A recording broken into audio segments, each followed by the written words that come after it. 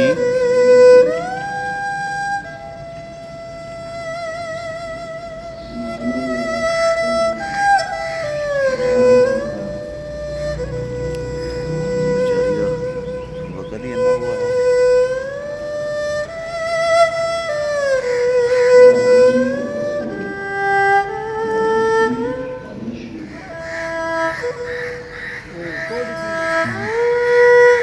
बिजली नाल लग के डिग्गी।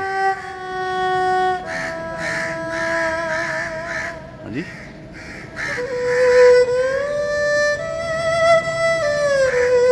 वेख लो खुराक जरा किस्मत मुकदरा नहीं होंदा वा पंजे दे विच खुराक आखरी।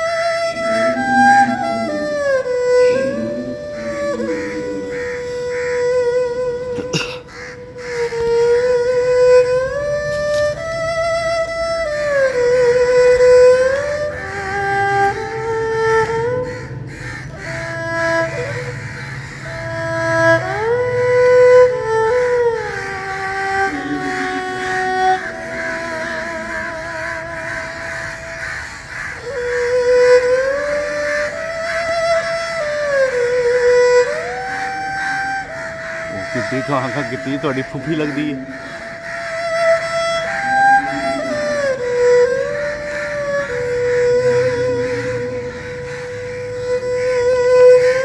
बाहर का मुल्क होंदा ते वापदा ते केस ही होना है।